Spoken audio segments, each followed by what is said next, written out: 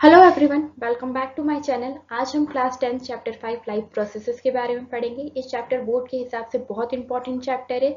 इस वीडियो में मैं लाइन टू लाइन एक्सप्लेनेशन से आपको समझाऊंगी। साथ ही में जो एक्टिविटीज है वो भी हम समझेंगे विद आंसर। अब लाइफ प्रोसेसेस मीनिंग क्या? ये वो प्रोसेसेस होती है जो लाइफ को कंटिन्यू रखने के लिए बहुत इंपॉर्टेंट है। तो टोटल इस चैप्टर में 4 प्रोसेसेस दिए: nutrition, respiration, transportation and excretion. इससे रिलेटेड, इस चैप्टर से रिलेटेड 4 वीडियो आएंगे। इस वीडियो में हम न्यूट्रिशन के बारे में बात करेंगे, इसके नेक्स्ट वीडियो में then respiration, transportation and excretion. इस तरीके से 4 वीडियो रहेंगे चारों प्रोसेसेस को कंप्लीट करने के लिए। आज हम इस वीडियो में न्यूट्रिशन के बारे में बात करेंगे। न्यूट्रिशन दो तरीके के होते हैं: autotrophic nutrition and heterotrophic nutrition with NCERT activities. इस स्लाइड में आप देख सकते हैं ये कुछ टॉपिक है जो हम इस वीडियो में डिस्कस करेंगे: introduction, what are life processes, nutrition, autotrophic nutrition and heterotrophic nutrition. ये सारे पार्ट इसमें कवर होंगे with activities.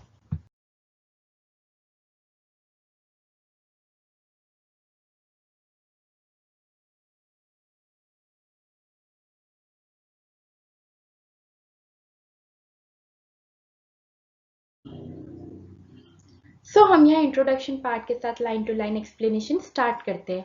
How do we tell the difference between what is alive and what is not alive? हम कैसे differentiate कर सकते हैं कि कोई जो ह्यूमन बीइंग है, एनिमल है, वो अलाइव है या नहीं है? एग्जाम्पल, अगर हम किसी डॉग को स्ट्रीट पर भागते देख रहे हैं, एक काऊ जो है वो कर्ड च्यूई कर रही है, या जो मैन है वो शाउट कर रहा है स्ट्रीट्स पर, तो हम इसे लिविंग बीइंग मानेंगे? हाँ, हम इन्हें मानेंगे। बट अब एक कंडीशन आती है जब यही डॉग, काऊ और मैन सो गए हैं, क्या हम स्टिल उन्हें अलाइव मानेंगे? We would still think that पर alive.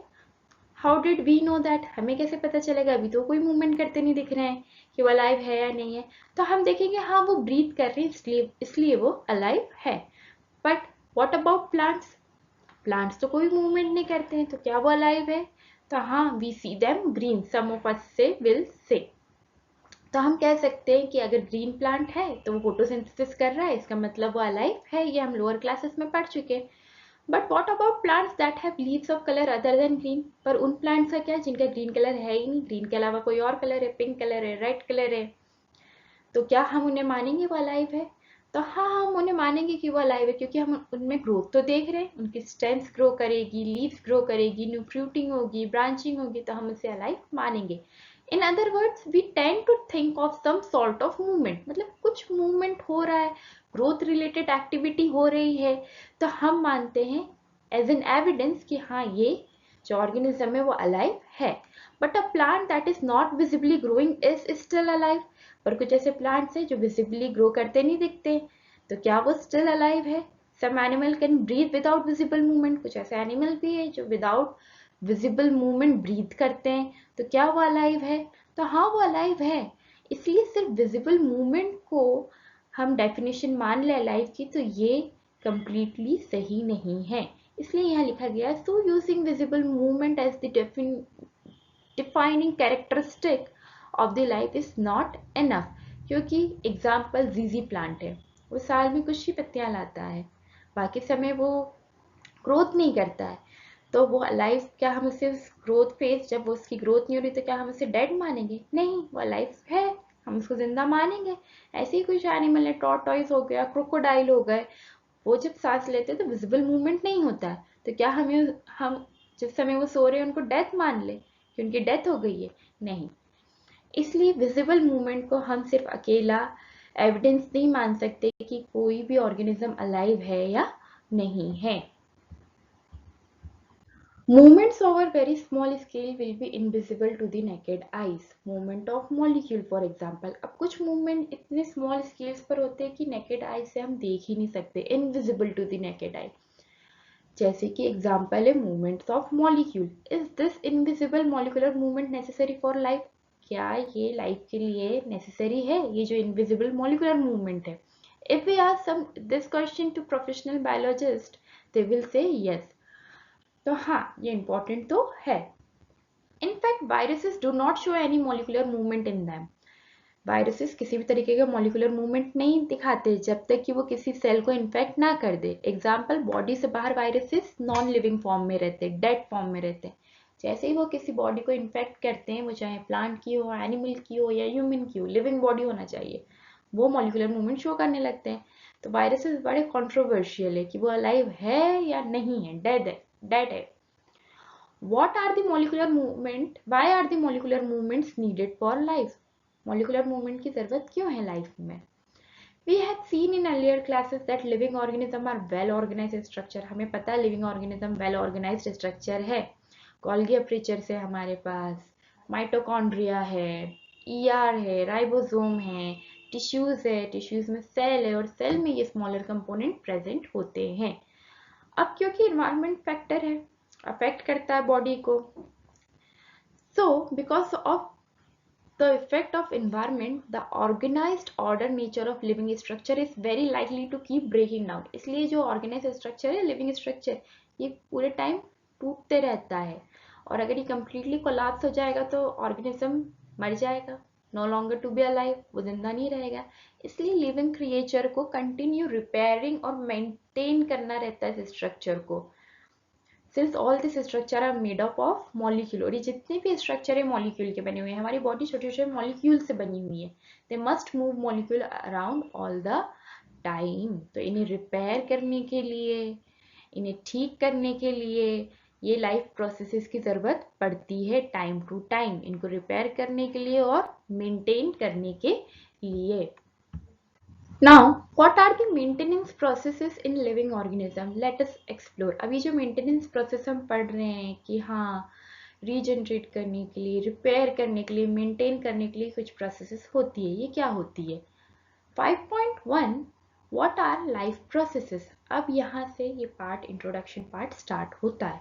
The maintaining function of living organism must go on even when they are not doing anything particular, even when we are just sitting in class, even if we are just asleep, this maintenance job has to be go on.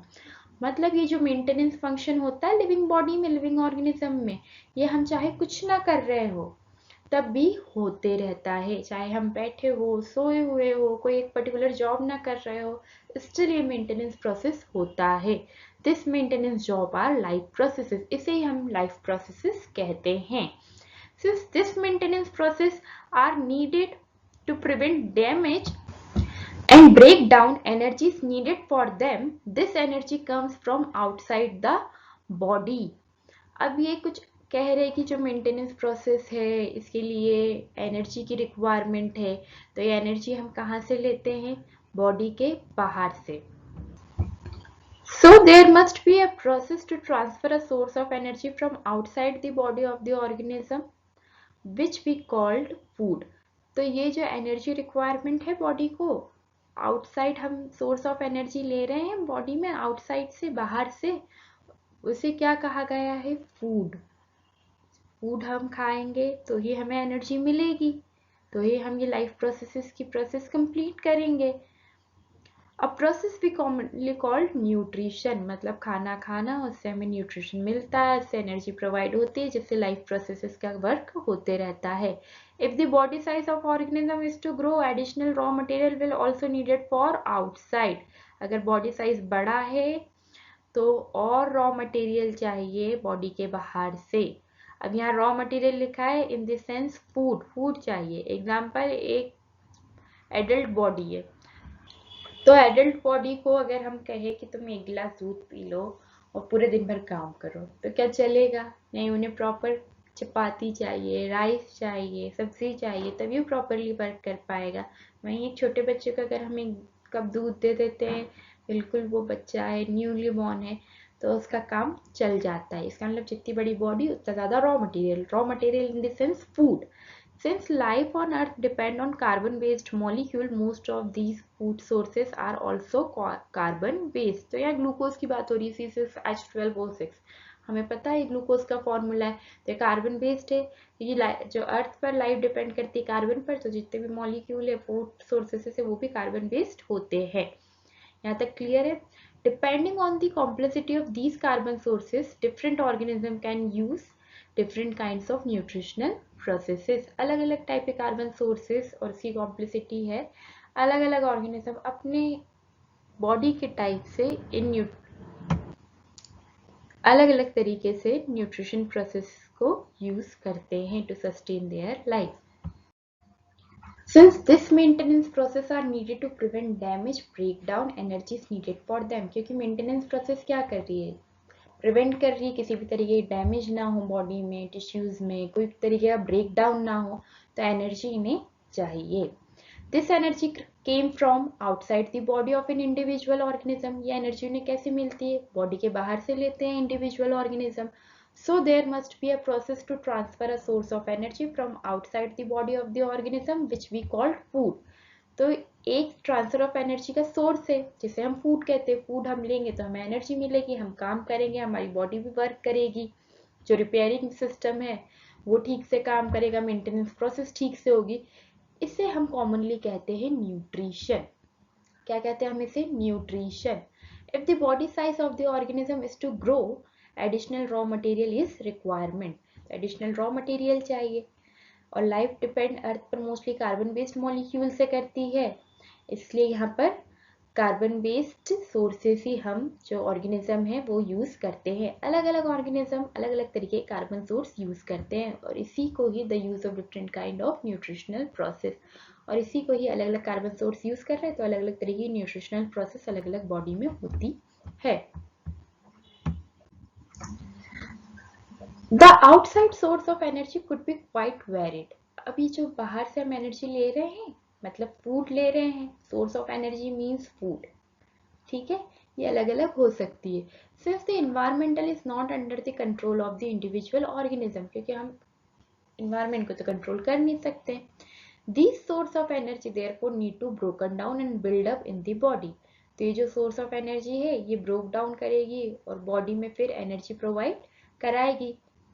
Broken down and build up in the body must be finally converted to the uniform source of energy that can be used for various molecular movement. फिर ये uniformly convert होगी और various molecular movement जो है body में वो इस energy को यूटिलाइज करेंगे. किस चीज के लिए, लिविंग स्ट्रक्चर को मेंटेन करने के लिए, as well as to the kind of molecule body needs to grow, और बॉडी की ग्रोथ के लिए इंपॉर्टेंट है. For this series, a series of chemical reaction in the body are necessary. तो ये सारी चीज करने के लिए, मतलब फूड लिया, फूड जो एनर्जी है वो ब्रोक डाउन हुई, फिर कन्वर्ट हुई यूनिफॉर्म सोर्स ऑफ एनर्जी में, फिर वेरियस मॉलिकुलर मूवमेंट जो हो रहे हैं बॉडी में उन्होंने यूज किया, किसके लिए, लिविंग स्ट्रक्चर को मेंटेन करने के लिए, बॉडी साइज को ग्रो करने के लिए.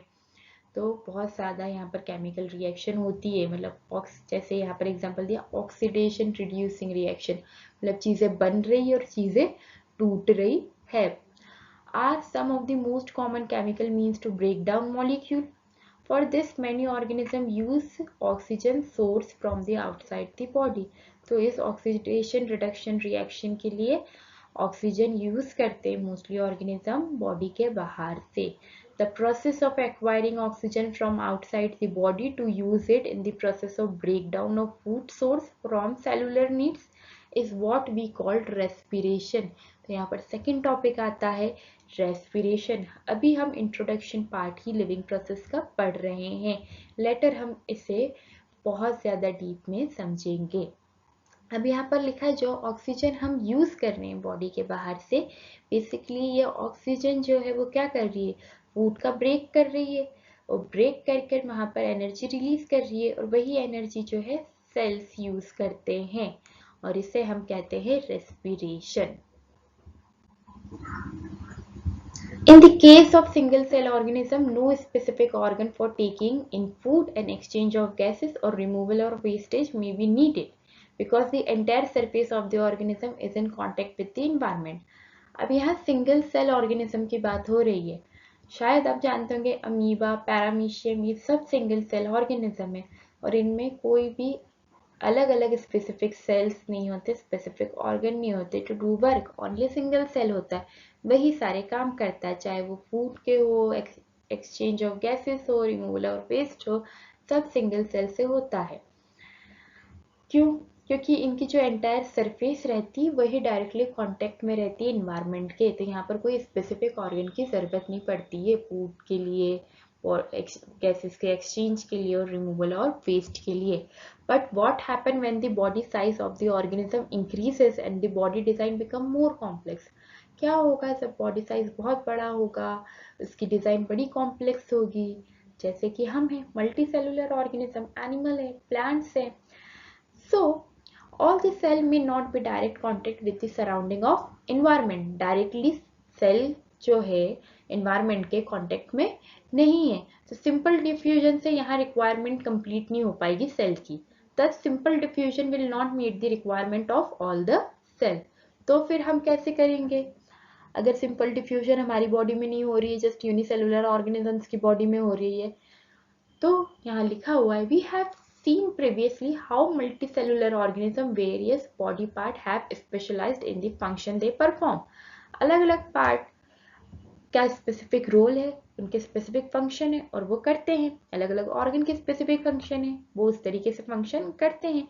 We are familiar with the idea of these specialized tissue with their organization in the body of the organism. Specialized tissue होते हैं, उनके स्पेसिफिक काम होते हैं. It is therefore not surprising that the uptake of food and of oxygen would also be the function of specialized tissue. हमें पता है कि फूड का लेना, ऑक्सीजन लेना, इसके लिए स्पेशलाइज्ड टिश्यू होते हैं. However, this poses a problem since the food and oxygen are now taken up at a place in the body of the organism. अब जैसे प्रीवियसली लाइन में हमने पढ़ा कि फूड को लेने के लिए स्पेशल टिश्यू है, ऑक्सीजन को लेने के स्पेशलाइज्ड टिश्यू है, तो अब यहाँ थोड़ा प्रॉब्लमेटिक है कि वो तो सिर्फ वही टिश्यू तक रहेगा. अगर ऑक्सीजन लंग्स हम नजल पैसेज से लेते हैं और लंग्स तक जाती है, तो फिर लंग्स से बाकी बॉडी पार्ट्स तक कैसे जाएगी. या फूड हम माउथ में खा रहे हैं और इसका जो स्टमक में गया, तो स्टमक से अदर पार्ट तक कैसे वो न्यूट्रिशन मिलेगा, क्योंकि बॉडी के सारे पार्ट्स को इसकी जरूरत है, फूड की भी जरूरत है और ऑक्सीजन की भी जरूरत है. while all parts of the body need them. This situation create a need for a transportation system. तो अब इसके लिए क्या लगेगा, ट्रांसपोर्टेशन सिस्टम लगेगा for carrying food and oxygen from one place to another in the body, ताकि body में एक जगह से दूसरी जगह तक ये जो है with the help of transport system पहुंच सके. When chemical reaction use the carbon source and the oxygen from energy generation, they create byproduct. अब जब इतनी सारी प्रोसेसेस बॉडी में हो रही है, चीज़ें बन रही है, टूट रही है, न्यूट्रिशन हम खाना खा रहे हैं, एनर्जी बन रही है, ऑक्सीजन ले रहे हैं, वहाँ पर एनर्जी बन रही है, ट्रांसपोर्ट हो रही है, तो कुछ बाय प्रोडक्ट भी क्रिएट होंगे जो कि यूजलेस भी होंगे. They create byproduct that are not only useless for the cell of the body but could even be harmful. सिर्फ यूजलेस ही नहीं है, इवन हार्मफुल भी है बॉडी के लिए. These waste byproduct are therefore needed to be removed. तो इन waste product को remove होना, बॉडी से हटाने की काफी जरूरत होती है. Remove from the body and discarded outside by the process called excretion. तो ये बॉडी से रिमूव होता है, बॉडी के बाहर डिस्कार्ड हो जाता है, फेंक दिया जाता है, जिस प्रोसेस को हम कहते हैं एक्सक्रीशन. और ये है लास्ट प्रोसेस. तो हमने यहाँ पर पढ़ा सबसे पहले न्यूट्रिशन, न्यूट्रिशन के बाद हमने पढ़ा रेस्पिरेशन, रेस्पिरेशन के बाद हमने पढ़ा transportation system and last excretion.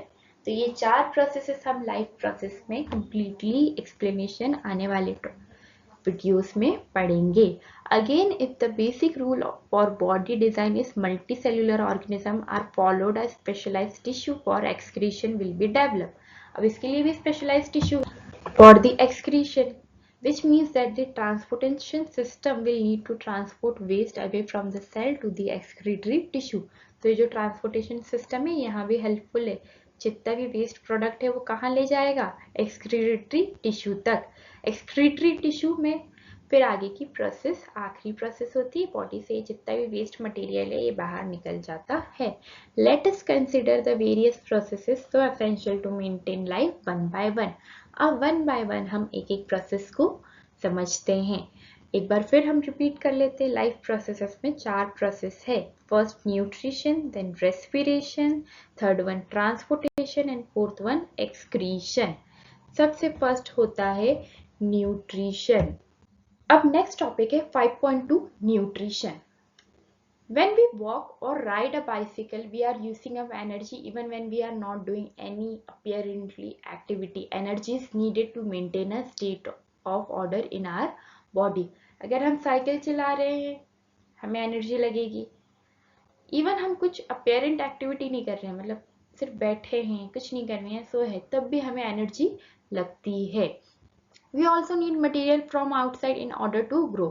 Bar bar material लिखा है, यहाँ पर फूड वर्ड आएगा कि हमें फूड की ज़रूरत होती है बॉडी को ग्रो करने के लिए, डेवलप करने के लिए, प्रोटीन बनाने के लिए, और भी कुछ अदर सब्सटेंसेस की ज़रूरत पड़ती है बॉडी को। The source of energy and material is the food we eat. ये जो सोर्स ऑफ एनर्जी और ये जो मटेरियल वर्ड है ये एक्चुअल में फूड है जो हम खाते हैं।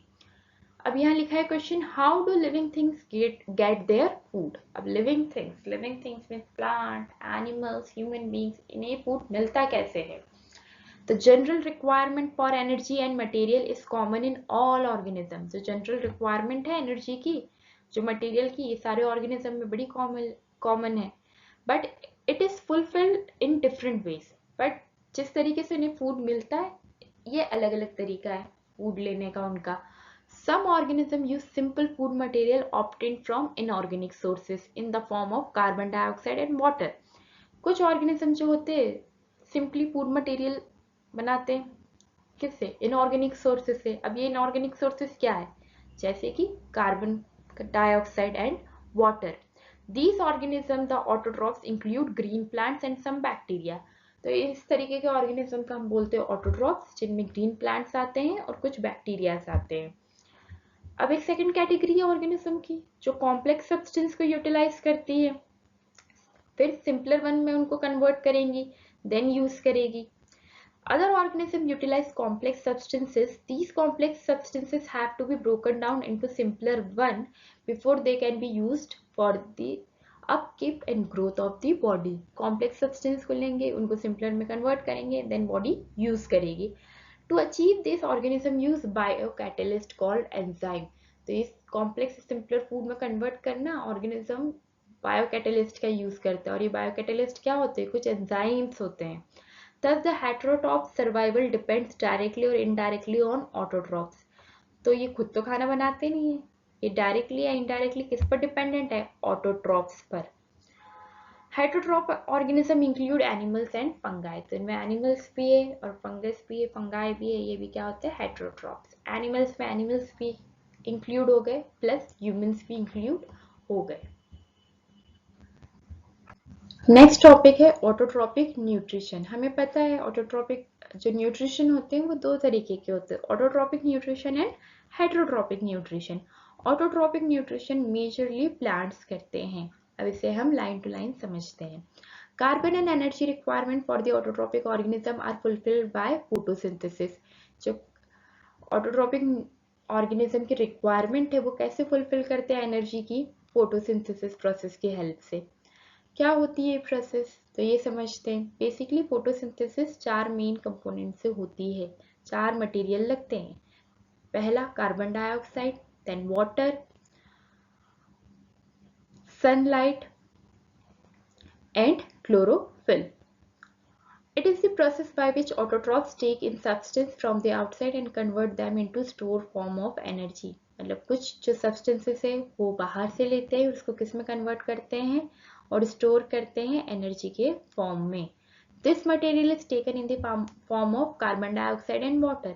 ये जो मटेरियल है किस फॉर्म में लिया जाता है, कार्बन डाइऑक्साइड और वाटर के फॉर्म में लिया जाता है, और किस में कन्वर्ट किया जाता है, कार्बोहाइड्रेट्स में कन्वर्ट किया जाता है। किसकी प्रेजेंस में, सनलाइट की प्रेजेंस में और क्लोरोफिल की प्रेजेंस में।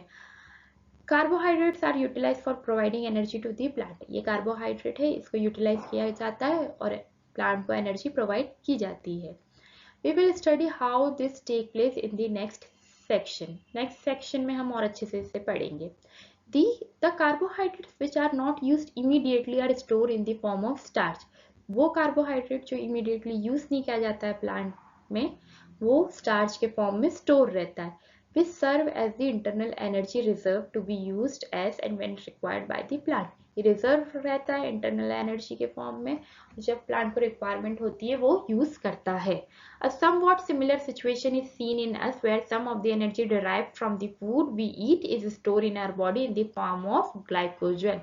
हमारी बॉडी में भी कुछ इसी तरीके की सिचुएशन रहती है, जितनी एनर्जी लगी रही है बॉडी में उतनी यूज हो जाती है, और कुछ एनर्जी जो है वो स्टोर रहती है इन the form of glycogen.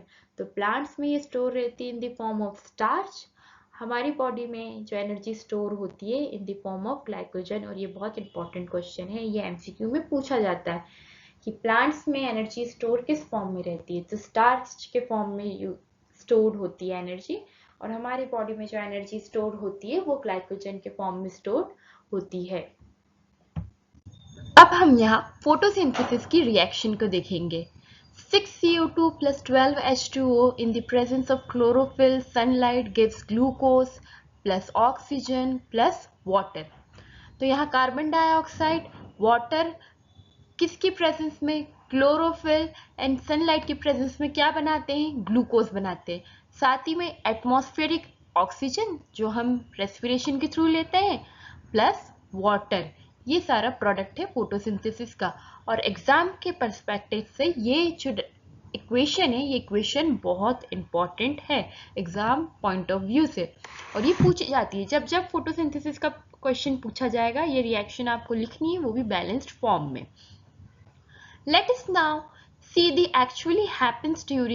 actually happens during process of photosynthesis. The following events occur during this process. अब कुछ इवेंट्स होते हैं फोटोसिंथेसिस के समय पर. यहाँ 3 स्टेप में फोटोसिंथेसिस समझाई गई है.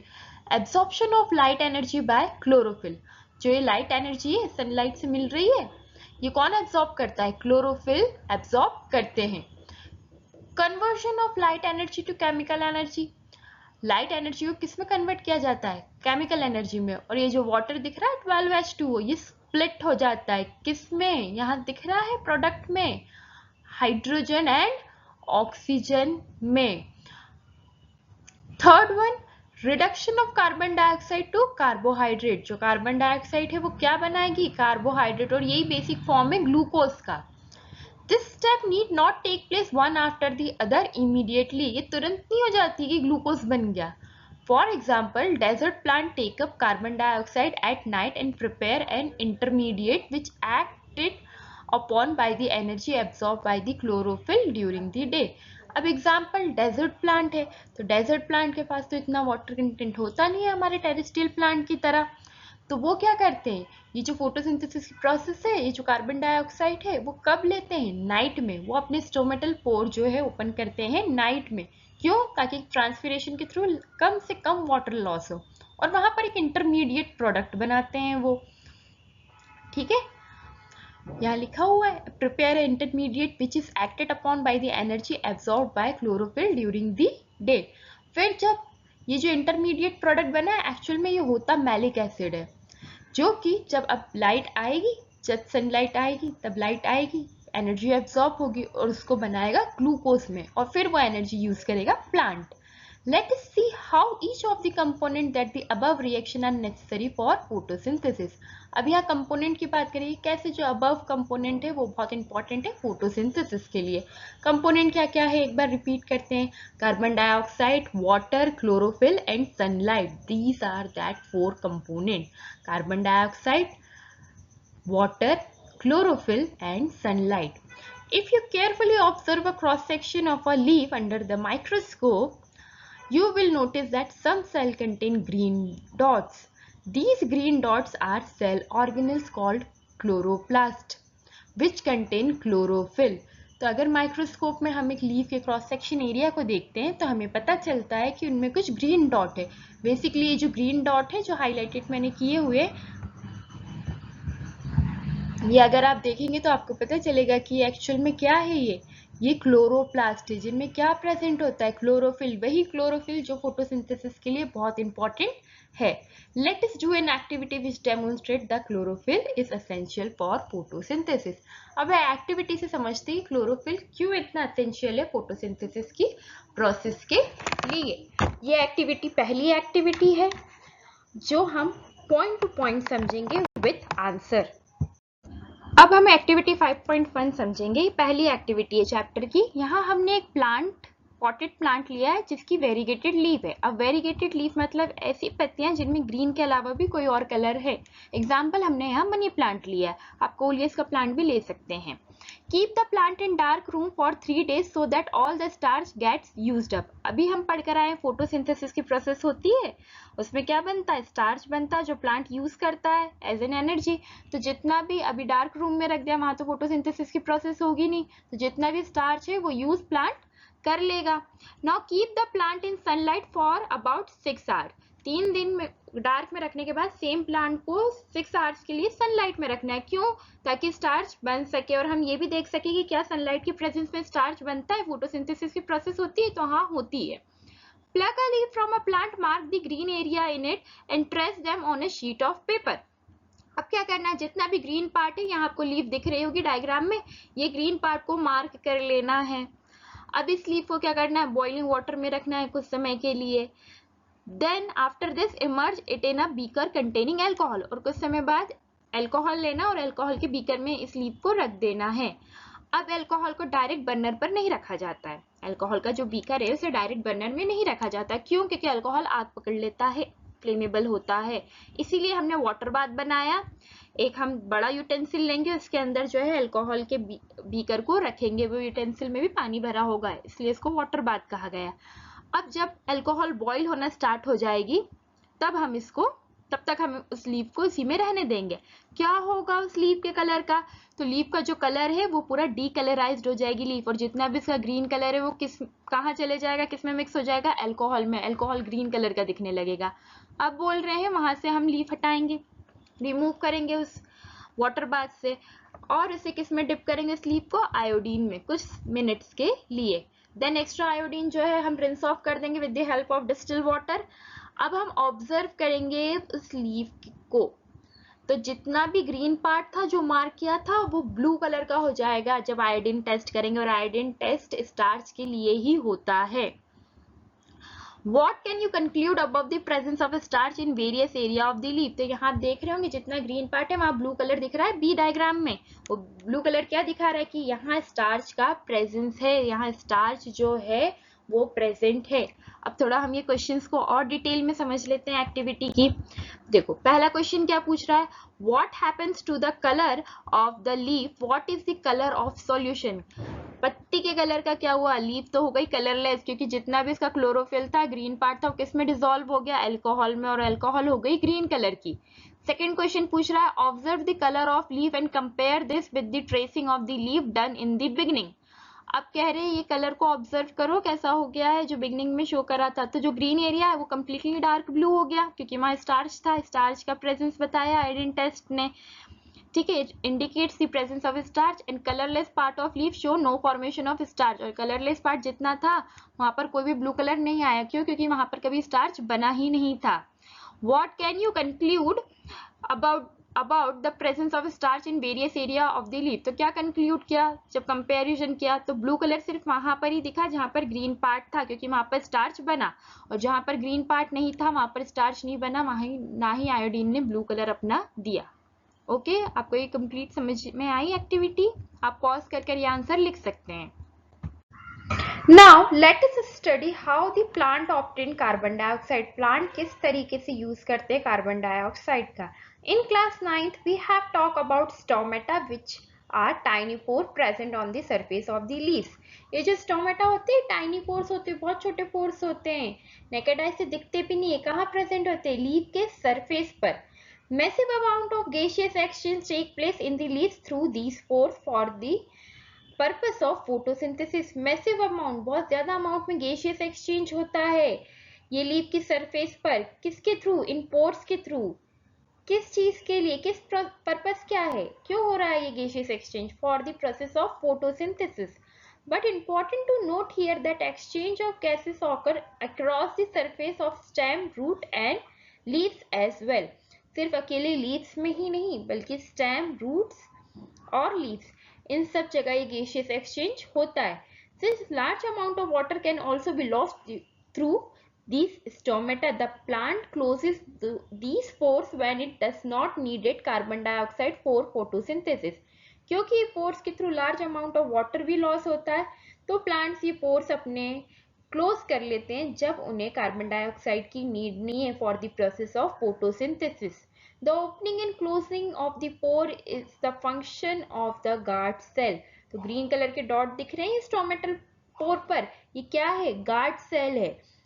ये इनकी ही हेल्प से स्टोमेटा ओपन होता है और क्लोज होता है. The guard cell swell when water flows into them. जब पानी आता है इन गार्ड सेल के अंदर तो वो स्वेल हो जाते हैं, फूक जाते हैं, causing the stomatal pore to open. Stomatal pore को वो open कर देते हैं. Similarly, the pore closes if the guard cells shrink. इसी तरीके से ये जो पोर्स है ये क्लोज हो जाते हैं, स्टोमेटल पोर क्लोज हो जाते हैं जब गार्ड सेल श्रिंक हो जाते हैं, मतलब उनमें पानी नहीं रहता. जब पानी आ जाता है गार्ड सेल के अंदर तो फूल जाते हैं, तो स्टोमेटल पोर ओपन हो जाता है. जब पानी निकल जाता है इन गार्ड सेल से तो श्रिंक हो जाते हैं, स्टोमेटा क्लोज हो जाता है. और ये स्टोमेटा बहुत इंपॉर्टेंट है कार्बन डाइऑक्साइड को ट्रैप करने के लिए. नेक्स्ट एक्टिविटी है activity 5.2. Take 2 healthy potted plant which are nearly same size. 2 potted plant लेना है हमें. आप फिगर 5.4 में देख सकते हैं एनसीईआरटी के, जो ऑलमोस्ट सेम हाइट के हो. दोनों ही प्लांट को फिर से हमें फर्स्ट एक्टिविटी की तरह क्या करना है? डार्क रूम में रख देना है 3 दिन के लिए. याद है आपको क्यों रख रहे हैं हम? डी स्टार्चिंग के लिए, ताकि जितना भी स्टार्च बना है प्लांट का वो सारा क्या हो जाए? कंज्यूम हो जाए. क्योंकि डार्क में तो फोटोसिंथेसिस करता नहीं है हमारा प्लांट, तो जितना स्टार्च स्टोर है वो सारा कंज्यूम कर लेगा 3 दिन में plant. Now place each plant on separate glass plates. Place a watch glass containing potassium hydroxide by the side of one of the plant. तो potassium hydroxide is used to absorb carbon dioxide. अब आपको 2 bell jars दिख रहे होंगे, completely sealed रहते हैं ताकि कोई भी बाहर की जो एयर है वो अंदर ना आ पाए. और वहीं ए प्लांट में आप एक प्लेट दिख रहे होंगे, वॉच ग्लास देख रहे होंगे, जिसमें क्या रखा हुआ है? Potassium hydroxide. क्यों रखा हुआ है? ताकि जितना भी कार्बन डाइऑक्साइड है उस एयर में, उस जार में, बेल जार में, वो सारा क्या कर ले? ये एब्जॉर्ब कर ले. Cover both the plants with separate bail jar. दोनों को ही कवर कर लिया है. सील कर दिया है वेस्लीन से, जो इसका बॉटम है इसे कंप्लीटली सील कर दिया है. Use Vaseline to seal the bottom of the jars to the glass plate so that the setup is air tight. क्यों? क्योंकि एयर टाइट रहे, बाहर से कोई हवा अंदर ना जाए, ना ही अंदर की बाहर जाए, एयर टाइट रहे. अब ये जो हमने सेटअप जमाया है इसे क्या रखना है? सनलाइट में रखना है. कितने घंटे के लिए? 2 आवर्स के लिए. Pluck a leaf from each plant and check the presence of starch as in the above activity. दोनों को ही, अब दोनों प्लांट से एक लीफ को हमें प्लग करना है, तोड़ना है, और दोनों में ही क्या करना है? स्टार्च का प्रेजेंस चेक करना है. जैसे कि हमने 5.1 में किया था. हमने क्या यूज किया था? Iodine solution. Iodine solution use किया जाता है for the presence of starch, detect करने के लिए कि स्टार्च प्रेजेंट है या नहीं. Do both the leaf show the presence of the same amount of starch. क्या अब यहाँ क्वेश्चन पूछ रहे क्या दोनों लीफ जो है सेम अमाउंट ऑफ स्टार्च जो है बताएगी? What can you conclude from the activity? ये एक्टिविटी से आप क्या कंक्लूड करते हैं? तो जो पहला क्वेश्चन है, do the leaf show the presence of the same amount of starch? No. Why? क्योंकि ए में इन्होंने रख दिया है पोटेशियम हाइड्रोक्साइड. इसकी प्रॉपर्टी क्या है? जितना भी कार्बन डाइऑक्साइड है वो एब्जॉर्ब कर लेगी. तो कार्बन डाइऑक्साइड तो एसेंशियल है, हमने पढ़ा है. Carbon dioxide, water, chlorophyll, sunlight, ये चारों कंपोनेंट इंपॉर्टेंट है for the process of photosynthesis. Photosynthesis में क्या होता है? खाना अपना प्रिपेयर करता है प्लांट. अगर कार्बन डाइऑक्साइड नहीं होगा तो वहां पर जो स्टार्च है वो नहीं बनेगा. तो ए में तो स्टार्च का प्रेजेंस हमें दिखेगा नहीं जब हम आयोडीन टेस्ट लगाएंगे. बी में हमें आयोडीन टेस्ट दिखाई देगा. क्यों? क्योंकि बी की जो लीफ है वो कैसी टर्न हो जाएगी? ब्लू. सेम जो हमने 5.1 एक्टिविटी में किया है. आपने क्या कंक्लूड किया इस एक्टिविटी से? तो हमने ये कंक्लूड किया कि हाँ, कार्बन डाइऑक्साइड बहुत जरूरी है for the process of photosynthesis, for the test to presence of starch, कि प्रेजेंट स्टार्च का है या नहीं, ये कार्बन डाइऑक्साइड पर डिपेंड करता है. अगर कार्बन डाइऑक्साइड अच्छी बनेगी, प्लांट एब्जॉर्ब करेगा, तो वहां स्टार्च बनेगा.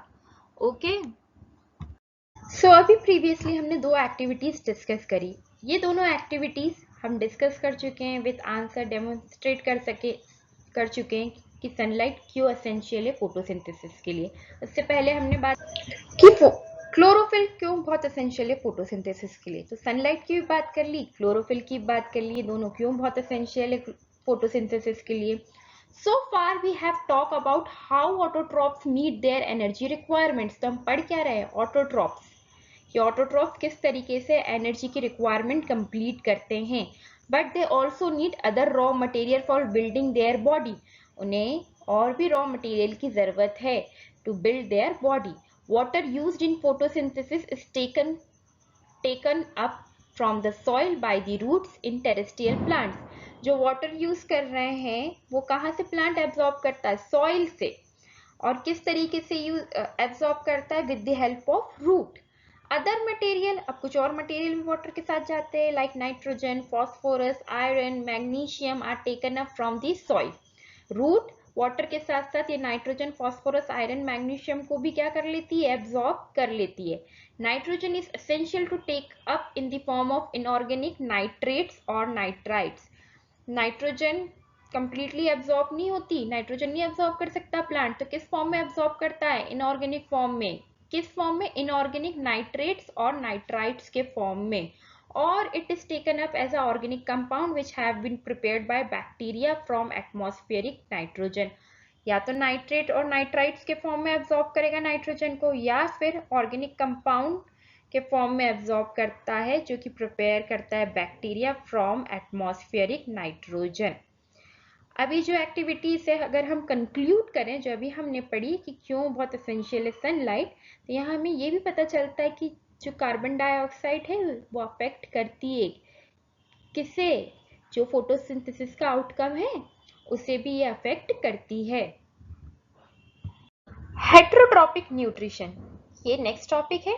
Each organism is adapted to its environment. The form of nutrition different depending on the type and availability of food material as well as how it is obtained by the organism.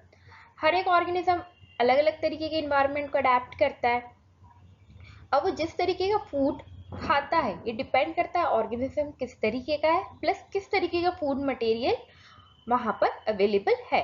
From example whether the food source is stationary such as grass. अब कुछ food stationery होते हैं ना, जैसे grass stationery, tree से वो stationery, वो movement तो ना करेंगे. वहीं पर ही कुछ फूड सोर्सेज जैसे डियर, माउस, डॉग, हॉर्सेस, ये सब किस तरीके के हैं? मोबाइल फॉर्म में है. खाएगा ना, डियर खाएगा. किसको खाएगा? डियर ट्री को खाएगा, घास को खाएगा, तो कैसी? स्टेशनरी. पर एक डियर को अगर टाइगर खा रहा है तो डियर कैसा है? मोबाइल है, मूव करेगा वो. Would allow for differences in how the food is assessed and what is the nutritive apparatus used by a cow and a lion. अब ये फूड खा लिया तो किस तरीके का न्यूट्रिशन अप्रेचर यूज करेगा, मटेरियल यूज करेगा, न्यूट्रिटिव अप्रेचर यूज करेगा. There is a range of strategies by which the food is taken in and used by the organism. अब अलग अलग तरीके की स्ट्रेटजीज होती है जिसको फूड लिया जाता है और यूज किया जाता है ऑर्गेनिजम्स के through. Some organisms break down the food material outside the body and then absorb it. अब कुछ जो ऑर्गेनिज्म होते हैं बॉडी के बाहर ही ब्रेक डाउन करते हैं और फिर उसको एब्जॉर्ब करते हैं. Example fungi like bread mould, east and mushroom. ये इस तरीके का जो है फूड खाते हैं, न्यूट्रिशन इस तरीके से एब्जॉर्ब करते हैं फूड से. बॉडी के बाहर उसको क्या कर देंगे? ब्रेक कर देंगे और फिर इसको क्या करेंगे? एब्जॉर्ब करेंगे. Other taken in whole material and break it down inside the body. ये हमें होलोजोइक न्यूट्रिशन. होलोजोइक न्यूट्रिशन जिसमें क्या होता है कि बॉडी में पूरा मटेरियल डाल लिया, पूरा फूड डाल लिया, फिर बॉडी के अंदर क्या होगा? अब ये ब्रेक डाउन होगा, डाइजेस्ट होना स्टार्ट होगा. What can be taken in and broken down depend on the body design and functioning. अब किस तरीके का फूड ले रहे हैं उसको ब्रोक डाउन कर रहे हैं, बॉडी के डिजाइन पर डिपेंड करता है, प्लस उसकी फंक्शनिंग पर डिपेंड करता है. Some other organism derive nutrition from plant and animal without killing them. अब कुछ ऐसे अलग टाइप के थर्ड कैटेगरी के भी ऑर्गेनिज्म होते हैं जो प्लांट से अपना न्यूट्रिशन लेते हैं या एनिमल से अपना न्यूट्रिशन लेते हैं विदाउट किलिंग देम, बिना उनको मारे. और ये जो होती कैटेगरी ये पैरासाइट की होती है. Parasitic nutritive strategies is used by a wide variety of organisms like Cuscuta, Amarbale, Tick, lice, leeches and tapeworm. तो यहाँ 3 तरह की कैटेगरी हमने पढ़ी। पहली कैटेगरी पढ़ी कि जिसमें बॉडी के बाहर ही जो फूड है वो ब्रेक डाउन हो जाता है और बॉडी उसको एब्जॉर्ब कर लेती है। Example fungi, bread mould, east, mushroom, ये सब इसमें होता है। सेकंड कैटेगरी पढ़ी कि पूरा मटेरियल बॉडी के अंदर अंदर डाल लिया, फिर बॉडी के अंदर ब्रेकडाउन स्टार्ट हो गया, ये कैटेगरी हमारी है, एनिमल्स की है। देन थर्ड कैटेगरी कि बॉडी से ही हम जितना भी न्यूट्रिशन है वो ले रहे हैं लिविंग बॉडी से, बट उनको मार नहीं रहे हैं। तो ये हो गई थर्ड कैटेगरी पैरासाइट्स की, जिसमें एग्जांपल दिया है कसकटा, ये प्लांट होता है, अमरवेल कहते हैं हिंदी में। टेक लाइस, लीचेस, टैपवॉर्म। नेक्स्ट टॉपिक है how do organism obtain their nutrition. Since the food and the way it is obtained differ, the digestive system differ in various organism. Food जिस तरीके का ऑब्टेन कर रहे हैं, खा रहे हैं, बॉडी को न्यूट्रिशन मिल रहा है, तो उस तरीके से डाइजेस्टिव सिस्टम भी क्या है ऑर्गेनिज्म का, अलग अलग है। In single cell organism the food may be taken in by the entire surface. Single cell organism में क्या हो रहा है, जो फूड लिया जा रहा है वो एंटायर सरफेस से एब्जॉर्ब कर लिया जा रहा है। But as the complexity of the organism increase, different part become specialised to perform different function. तो जिस तरीके से जो बॉडी है उसकी कॉम्प्लेक्सिटी बढ़ी, बॉडी साइज बढ़ा, स्पेशलाइज टिश्यू बने। स्पेशलाइज टिश्यू क्या करेंगे, वो अलग अलग फंक्शन करेंगे बॉडी में। Example amoeba.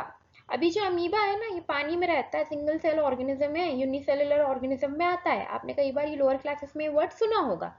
Amoeba take in food using temporary finger-like extension from the cell surface which fuse over the food particle forming a food vacuole. Figure 5.5 आपके NCERT में दिख रहा है, ये लाइनिंग दिख रही है, ये अमीबा की है। यहाँ पर ये सूडोपोडिया मूवमेंट करता है, आपको दिख रहा होगा, फॉल्स फीट कहा जाता है जिसको। ये सूडोपोडिया मूवमेंट से ये जो खाना है फूड पार्टिकल है इसको कवर कर लेगा और क्या कर लेगा, अंदर की साइड ढकेल लेगा फूड पार्टिकल को। यही करता है अमीबा। ठीक है, खुद के पैर तो होते नहीं, सूडोपोडिया मूवमेंट करता है वही सरफेस लाइनिंग से और फूड को क्या कर लेता है, एब्जॉर्ब कर लेता है।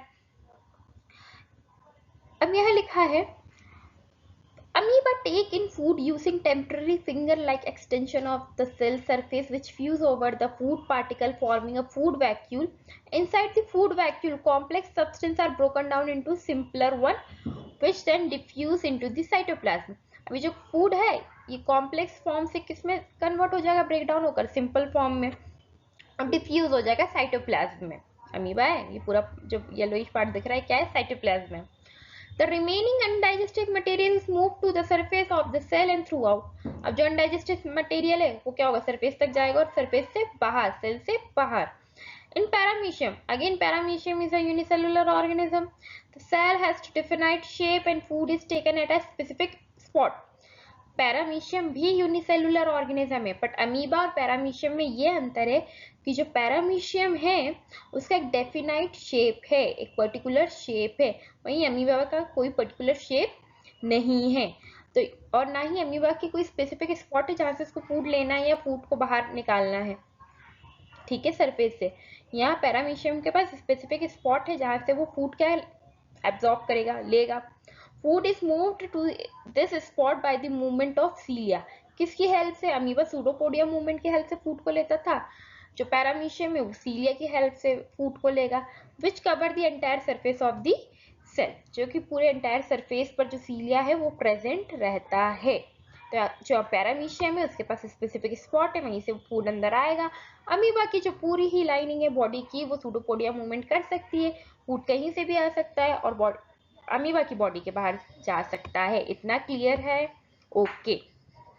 नेक्स्ट एक्टिविटी है एक्टिविटी 5.3। अब यहाँ हमें क्या चेक करना है, अगेन हमने स्टार्च का ही टेस्ट चेक करना है, लेकिन यहाँ थोड़ा अलग है। यहाँ पहले दो जो पार्ट थे उसमें हमने प्लांट को लिया, यहाँ पर थोड़ा ह्यूमन एलिमेंट इन्वॉल्व हो गया है। देखते हैं। Take 1 ml starch solution in 2 test tube A and B।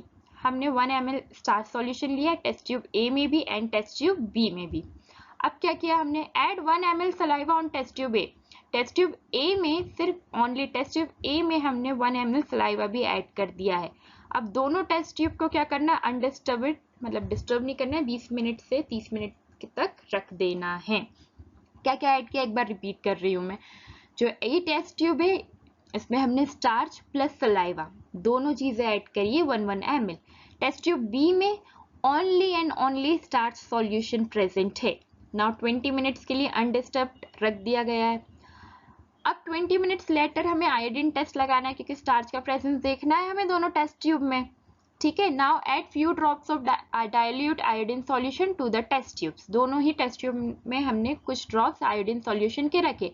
In which test tube do you observe a colour change? दोनों ही टेस्ट ट्यूब में किस में हम कलर चेंज देखेंगे?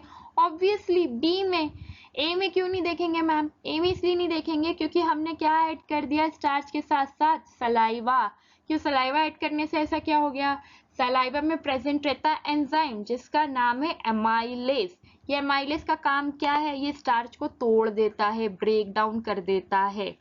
इसलिए जो ए था उसको, ए में क्या था? स्टार्च था, उसको पूरा डाइजेस्ट कर दिया किसने? सलाइवा ने।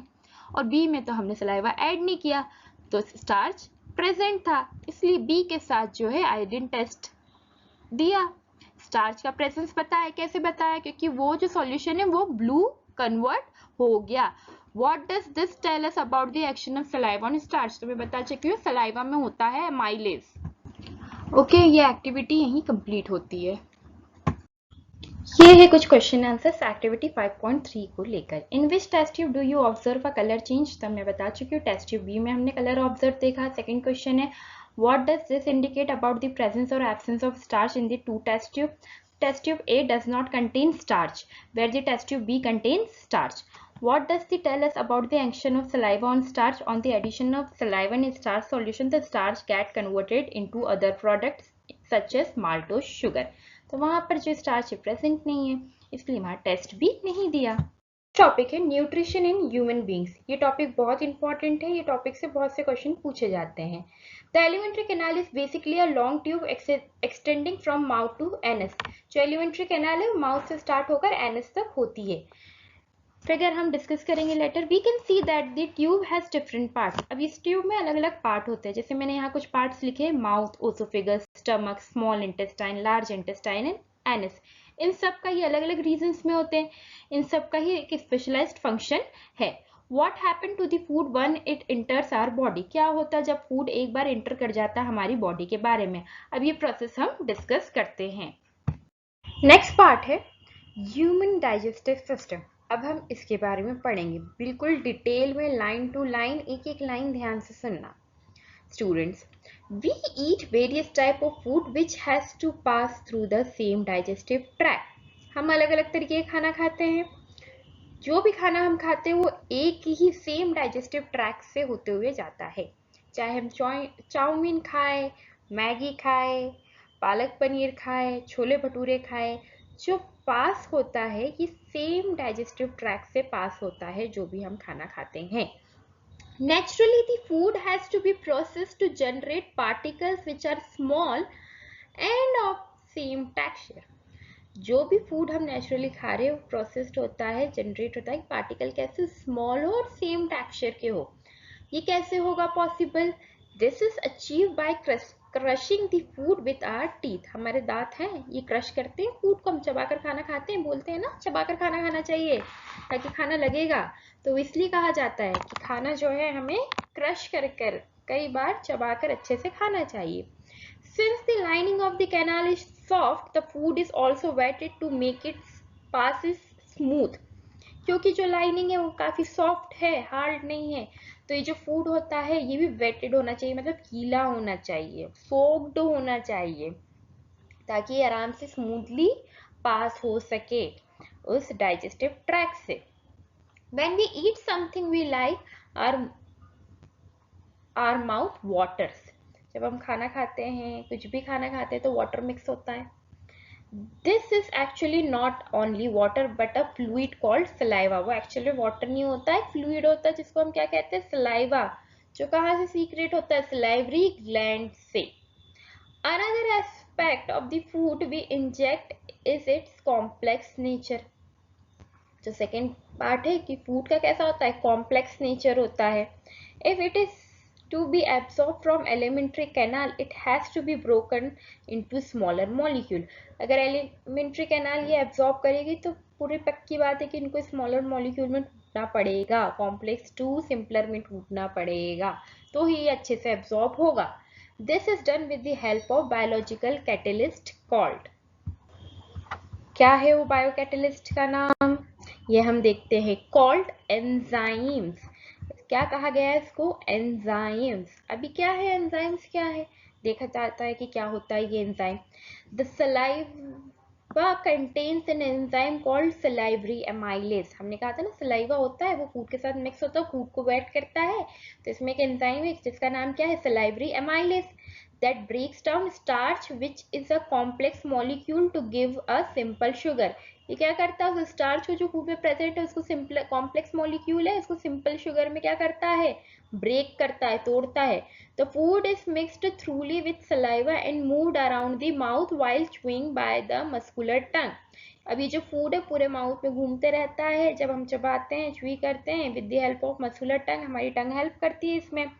It is necessary to move the food in a regulated manner along the digestive tube so that it can be processed properly in each part। अब यहाँ पर ये जो मूवमेंट है फूड का, ये पर्टिकुलर होना चाहिए, रेगुलेट मैनर में होना चाहिए डाइजेस्टिव ट्यूब में, ताकि अच्छे से प्रोसेस्ड हो सके हर पार्ट में। The lining of canal has muscles that contract rhythmically in order to push the food to forward। The peristaltic movement occur along the gut। ये फूड प्रॉपरली जा सके इसलिए जो मसल्स है वो कॉन्ट्रैक्ट करती है रिथमिक ऑर्डर में, ताकि जो खाना है, जो फूड है, ये नीचे जाते जाए। यहाँ पर लिखा गया है किस मूवमेंट में, पेरिस्टेटिक मूवमेंट में जाते जाए, कहाँ पर, नीचे धकेलते जाए। From the mouth the food is taken to the stomach through the food pipe और ओसेफेगस। अब ये खाना माउथ से कहाँ चले गया, with the help of food pipe, food pipe बोलते हैं, ओसोफेगस बोलते हैं, यहाँ आप डायग्राम में अच्छे से देख सकते हो। कहाँ गया, स्टमक में। अब स्टमक में बड़ा पार्ट है, बहुत कुछ होना है स्टमक में, बहुत इंपॉर्टेंट पॉइंट समझने हैं हमें। The stomach is a large organ which expand when food enters it। जब भी हम खाना खाते हैं तो ये क्या होता है, एक्सपांड हो जाता है, फूट जाता है। The muscular wall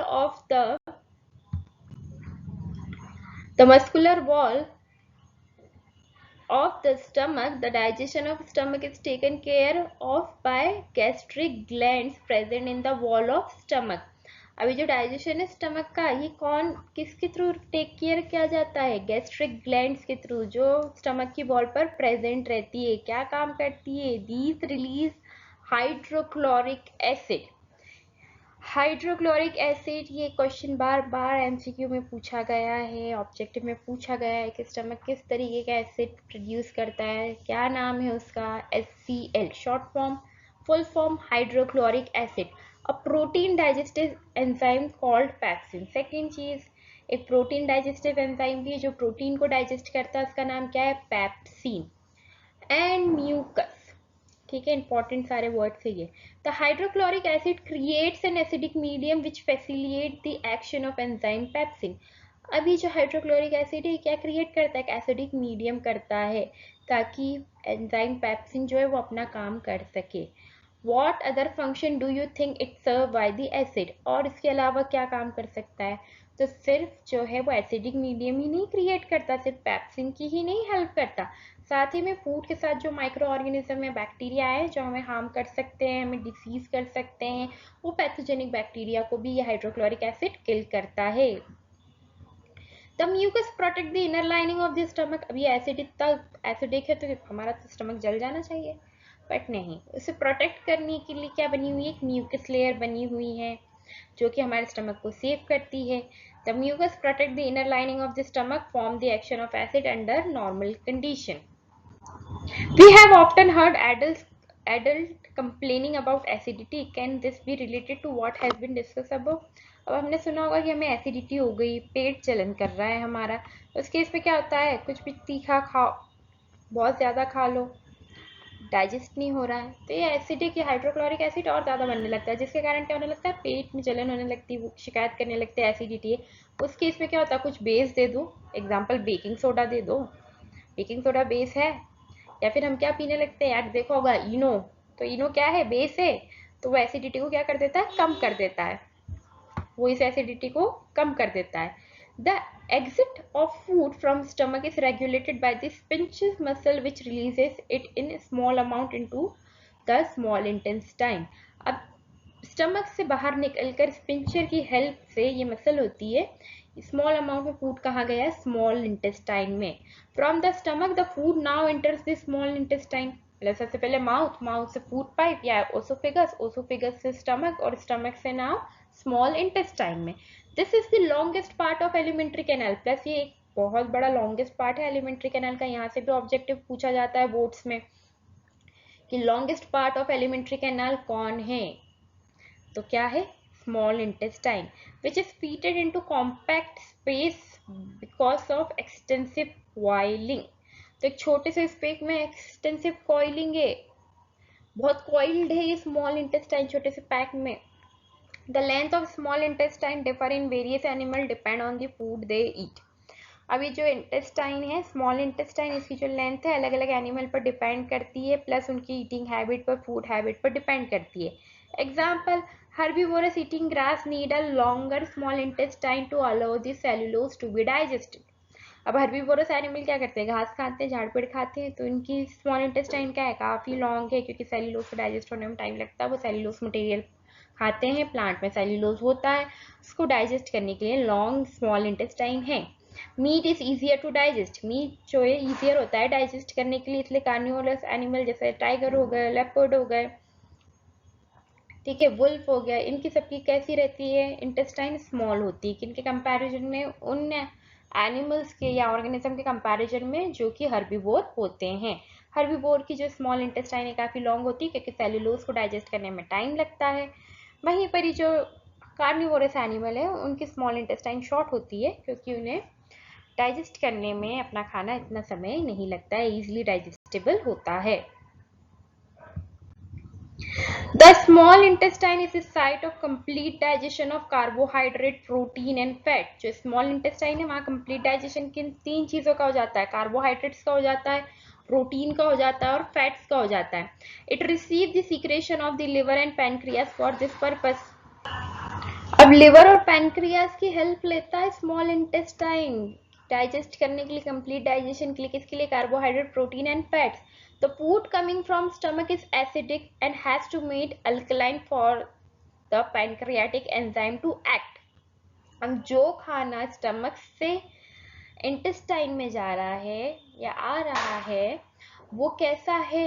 एसिडिक है, क्योंकि स्टमक में एसिडिक है। कौन सा एसिड अभी पड़ा? Hydrochloric acid. तो उसको अल्कलाइन बनाना है ताकि पैनक्रियाटिक एंजाइम काम कर सके। तो यहाँ पर bile juice from the liver accomplish this in the addition to acting on fats। Plus bile juice है जो लिवर से लेते हैं वो फैट्स पर काम करता है। Fats are present in intestine in the form of large globules which makes it difficult for enzyme to act on them. और फैट्स जो इंटेस्टाइन में लार्ज ग्लोब्यूल के फॉर्म में बने हुए प्रेजेंट है, तो एंजाइम को काफी डिफिकल्ट है इस पर काम करने के लिए। So bile salt break them down into small globules, increase the efficiency of enzyme action. Bile salt इन जो बड़े बड़े ग्लोब्यूल्स है, लार्ज ग्लोब्यूल्स है, इनको स्मॉल ग्लोब्यूल्स में चेंज कर देता है, फैट के ग्लोब्यूल्स को, ताकि एंजाइम अच्छे से काम कर सके, उसकी एफिशिएंसी इंक्रीज हो सके। This is similar to the emulsifying action of soap on dirt that we have learned above in chapter 4 भी मैं समझाऊंगी आपको। नेक्स्ट जो भी वीडियोस आएंगे उनमें पूरा 10th चैप्टर कवर, पूरी 10th क्लास का साइंस के जितने चैप्टर से कवर करेंगे, एक्टिविटीज कवर करेंगे, एक्सरसाइज, इंपॉर्टेंट क्वेश्चन, सब कुछ कवर करेंगे हम ये सीरीज में। कुछ पार्ट नहीं रहेगा, आपका 10th बहुत इजीली अच्छे से निकलेगा। एक एक पॉइंट को डिस्कस करेंगे। The pancreas secrete pancreatic juice which contain enzyme like trypsin। अब ये जो pancreas है ये pancreatic juice को secrete करता है, बनाता है, जिसमें एक enzyme present रहता है जिसका नाम है trypsin। For digesting protein, ये trypsin क्या करता है? प्रोटीन को डाइजेस्ट करता है। और किसको डाइजेस्ट करता है? लिपेज को डाइजेस्ट करता है। और क्या बनाता है? Break down emulsifying fat, fat का ब्रेक डाउन कर देगा। The wall of the small intestine contain glands with secret intestinal juice। अब ये जो स्मॉल इंटेस्टाइन है इसकी वॉल कुछ ग्लैंड कंटेन कर, बहुत सी ग्लैंड्स होती है जो कि क्या करता है? इंटेस्टाइनल जूस को सीक्रेट करता है। The enzyme present in it finally converted protein to amino acid. अब जो एंजाइम प्रेजेंट है वो फाइनली प्रोटीन को किस में कन्वर्ट कर देते हैं? अमीनो एसिड में। कॉम्प्लेक्स कार्बोहाइड्रेट को किस में कन्वर्ट कर देते हैं? ग्लूकोज में। और फैट्स को किस में कन्वर्ट कर देते हैं? फैटी एसिड एंड ग्लिसरॉल में।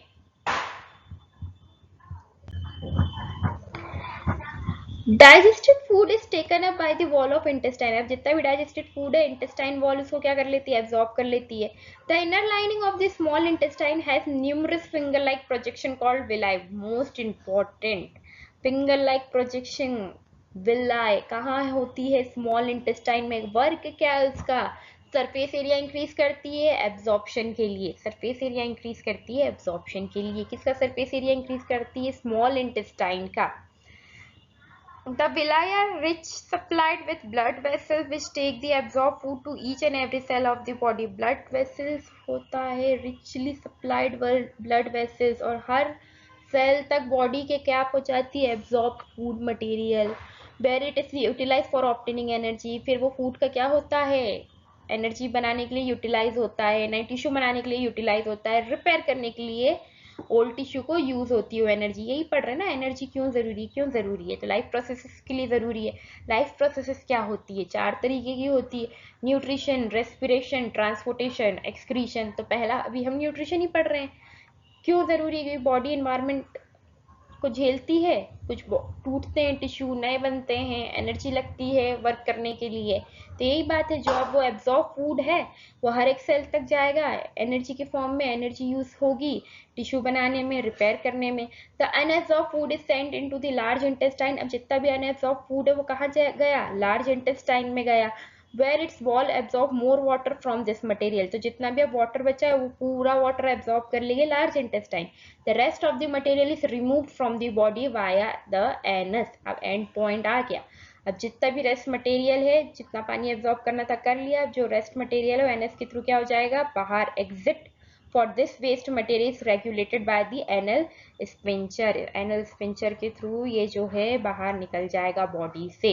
So mouth to esophagus, then stomach, small intestine, large intestine, anus, and that food excrete out. जो भी वेस्ट मटेरियल था वो बॉडी से बाहर, जितना एब्जॉर्ब करना था उतना बॉडी एब्जॉर्ब कर चुकी है. ओके. अब यहाँ एक छोटी सी बात कही है, क्योंकि माउथ से ही जो है डाइजेशन स्टार्ट हो जाता है, सलाइवरी एमाइलेज एक्शन वहीं से शुरू हो जाता है. तो डेंटल कैरियर के बारे में बात हो रही है. जो टूथ के दांतों का सड़ना सुना होगा, तो एक्चुअल में क्यों होता है, softening of enamel and dentine, या सॉफ्टनिंग हो जाती है इनामेल एंड डेंटाइन में. कैसे होती है, बैक्टीरियल एक्शन के कारण. जो भी खाना खाते हैं उसमें शुगर होता है, ठीक है, तो एसिड प्रोड्यूस होता है. बैक्टीरिया पर वर्क करेगा, एसिड प्रोड्यूस करेगा, धीरे धीरे सॉफ्ट करेगा, डीमिनरलाइज करेगा किसको, एनामेल को. अब वहां पर मासेस ऑफ बैक्टीरिया के सेल जमा हो गए, फूड पार्टिकल पर स्टिक हो गए, दांतों पर स्टिक हो गए, और डेंटल प्लैक एक येलोइश कवर बनाने लगते हैं हमारे जो टीथ है उन पर. Saliva cannot reach the tooth surface to the neutralize the acid or the plaque cover the teeth. अब क्या है, सलाइवा वहां तक पहुंच नहीं पाया ताकि वो एसिड को क्या कर सके, न्यूट्रलाइज कर सके. ठीक है, तो इस केस में वो हटाने के लिए क्या करना चाहिए, डेली ब्रश करना चाहिए. जब भी खाना खाओ उसके बाद क्या करो, ब्रश करो, ताकि eating remove the plaque before the bacteria produce acid. Acid produce करने से पहले बैक्टीरिया के प्लैक को क्या कर देना है, हटा देना है. इफ अनट्रीटेड, अगर ट्रीट नहीं हुआ तो माइक्रो ऑर्गेनिज्म क्या कर लेगी, वहाँ पंप बना लेगी, फिर वहाँ इन्फेक्शन हो सकता है, इन्फ्लेमेशन, दर्द होने लगेगा, कुछ भी खाना खाओगे तो दाढ़ दुखने लगेगी. तो एक शॉर्ट टॉपिक है ये डेंटल केयर पे. आई होप तुम्हें समझ में आया होगा. Thank you for today's video. Do like, subscribe, comment on my channel. Part 2 will be soon, and in next part we discuss about respiration. Thank you.